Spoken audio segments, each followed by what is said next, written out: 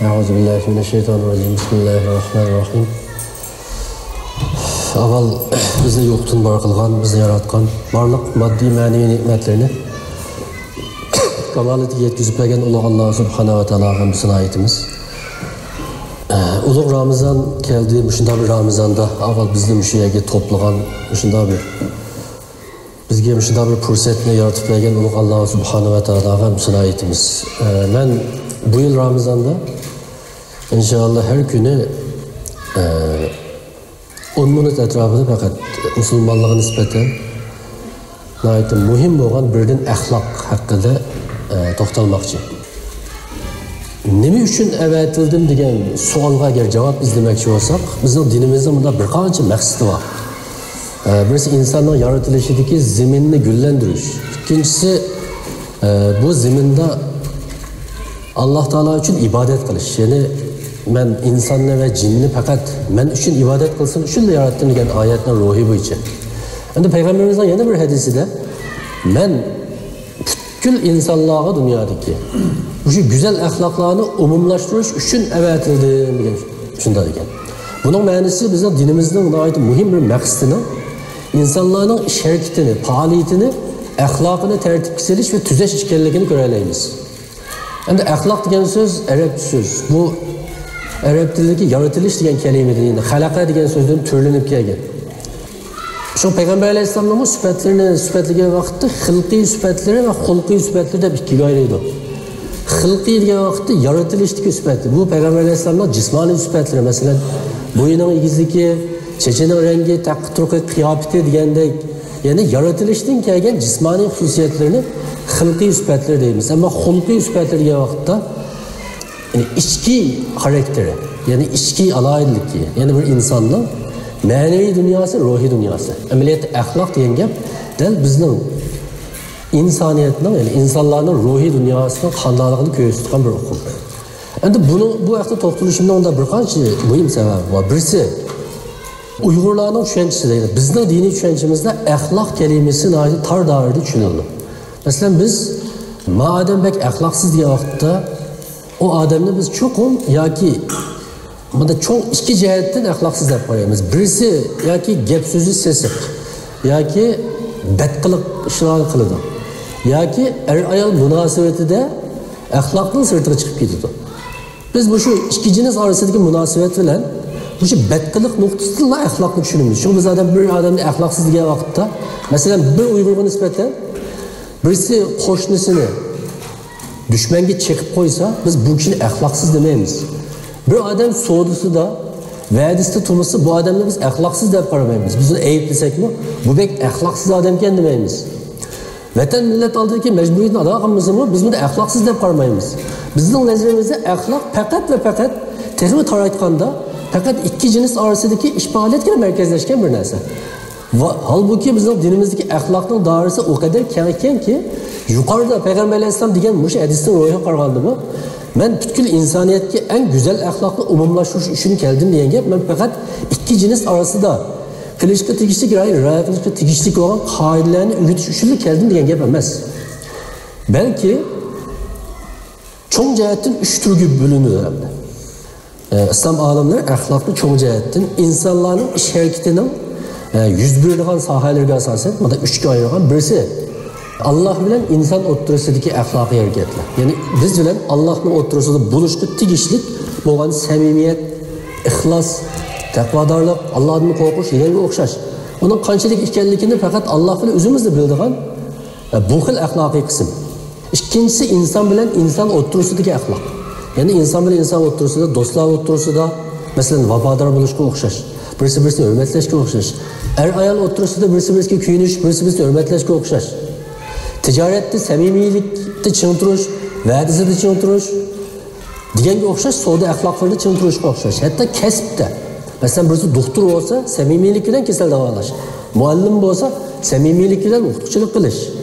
Ya'ni odam bilan odamning o'rtasidagi, mayli ota-ona bilan bola, mayli er bilan ayol, mayli do'st bilan va yoki ikki jins o'rtasida va yoki hatto dushman bilan bo'lgan munosabatlardami bizga bizning dinimiz biz cho'qim rioya qilishga tegishli nihoyatda inchki axloqlarni belgilab o'tgan. Endi uchinchisi insonning o'zi bilan orasida bo'lgan axloqi. Bu qarmoqqa biroz g'alati bo'lishi mumkin. Inson o'zi bilan qanday bir axloqqa ega bo'lishi mumkin deb. Chunki inson yine o'zi bilan o'zi dialog quradi. Biz ba'zi vaqtda bo'shab qolamiz. Ba'zi chog'da ruhimiz tushib ketadi. Ba'zi vaqtda umidsizligimiz, ya'ni bizning ruhiy dunyomiz, ya'ni ichki xarakterimiz. Ya'ni boshqacha deganda bayam deganimga o'xshash, xulqiy aloyidligimiz asta-asta zaiflashga boshlaydi. Iymonimizning zaiflashishi bilan biz ma'naviy jihatda ojizlashib qolishga boshlaymiz. Mana shunday vaqtda biz o'zimizga nisbatan qanday bir axloqqa ega bo'lishimiz lozim. Masalan, qiyin kunlarda irodalik bo'lish. Achchiqimiz kelgan vaqtda o'zimizni besib olish. Masalan, jidallashgan vaqtda og'zimizni buzmaslik. Kechirishga tegishli chog'larda hatto xatolik qarish tarafda bo'lsin, kechirib o'tishni bilish. Deganga o'xshash axloqlar bizning ichki dunyomizda biz chuqur ma'zurlashga tegishli axloqlardan iborat. Endi bugungi kunda biz dal axloqni ana shunday tor doirada tushunganligimiz uchun biz namozni intoyat ahamiyat beramiz, Qur'onni nihoyat yaxshi o'qiymiz, bolalarimizni qori Qur'on qilish uchun nihoyat kuchimizni yetishga tirishimiz. Ammo odamlar bilan bo'lgan munosabatda, ya'ni bizning tashqi dunyo bilan bo'lgan munosabatda islom bizga buyurgan nurg'un axloqiy prinsiplarga biz diqqat qilmaymiz. Xuddi u bizning hayotimizning sirtidagi ishga o'xshash. Qur'onga shuncha ahamiyat bergan bir musulmonning tijorat qilgan vaqtda yolg'on aytishda yuzining qizarmaydiganligini biz sanoqsiz kishilarda ko'rdik. Tunigun haj qilib kelgan bir odamning aytsa kelgan vaqtda butunlay yolg'on aytib savdo qilishi Uyg'urga nisbatan faqat yot g'alati ish emas.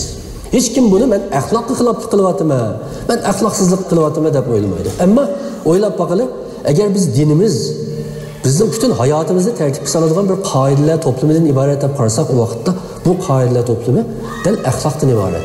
Biz mushu axloqni o'zimizni mujassamlashtirgan vaqtimizda undan keyin dunyo asli islom yaratmoqchi bo'lgan bu go'zal dunyoga aylandi.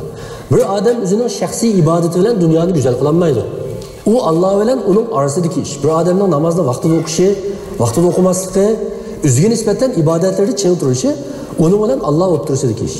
Ammo dunyoni go'zal qiladigan ishning eng muhimi boshqalar bilan bo'lgan munosabatdagi axloqdan iborat. Shunlashqa men aytidim boshlab, insonlarning o'rtasidagi munosabatda rioya qilishga tegishli axloqiy moddalarni har kuni birdan qisqacha shaylab so'zlab o'taman.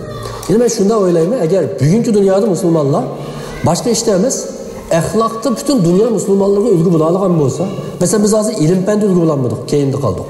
Davlatni taraqqiy qildirishda ulgu bo'lmadik, keyinda qoldik. Ma'rifda keyinda qoldik, nurg'un ishlarda keyinda qoldik. Ammo bizning axloqiy jihatda boshqa dindikilardan, boshqa madaniyatdagilardan keyinda qilishga hech qanday haqqimiz yo'q.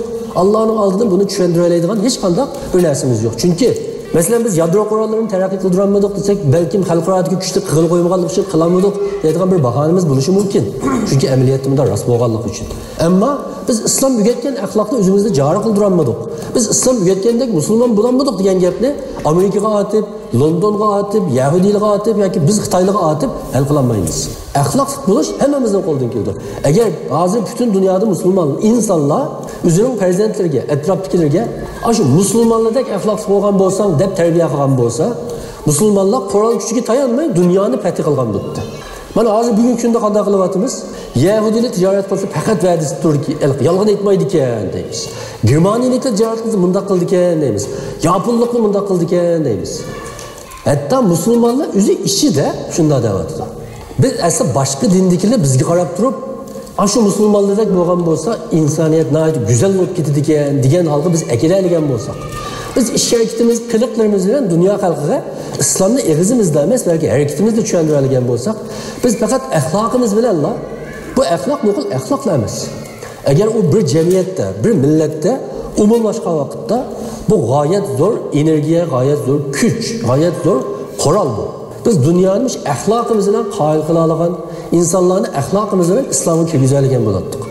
Ammo afsuski endi bugungi kunda bu faqat bu nuqtadan aytgan vaqtda ahvolimiz toza ko'ngildagidek emas. Ahvolimiz ko'ngildagidek emas. Endi bunda bir ta'til nuqtadan qarab boqilib, bayan men bir hadisini dedim. Payg'ambarimizning islomni akilishidagi muhim maqsadning birisi nima ekan? Butkul go'zal axloqni insonlarga umumlashtirmoq. Agar bir musulmonlar jamiyatida, mayli Turkiya jamiyatini misol qilaylik, mayli Uyg'ur jamiyatini misol qilaylik, agar bizning diniy ma'rifimiz, diniy tabliğlarimiz, xizmatlarimiz islomiy axloqni shu rayon, shu davlat xalqiga yetarli umumlashtirolmagan bo'lsa, bu nuqtada yetarli vazifasini ado qilolmagan bo'lsa, o vaqtda Biz bu xizmetimizde eri mesele var deb qarasak xatomiz. Chunki maqsad shu. Bu yerda maqsad axloqni umumlashtirish. Halbuki biz so'zlab yurib, dars o'rgatib yurib, tashviq qilib yurib, xalqqa islomiy axloqni umumlashtira olmagan bo'lsak, o vaqtda ya bizning so'zlarimizda yoki ish harakatimizda yoki tutayotgan yo'limizda masala bor deb qarashga bo'ldi. Buni o'zimizga nisbatan bir operatsiya qilib o'ylanishimiz lozim.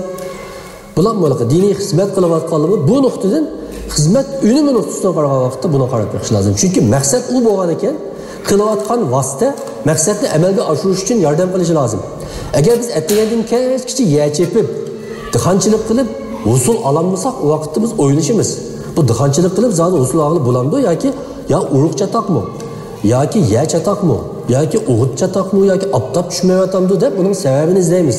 Xuddi shunga o'xshash, agar musulmonlarga axloqni umumlashtirish islomning maqsadi bo'lsa, o vaqtda bu axloqni umumlashtirilmagan diniy tabliğ, diniy tarbiya ma'riflar o vaqtda qayta o'ylanib chiqishga tegishli, hatto butkul diniy hayotimiz qayta o'ylanib chiqishga tegishli.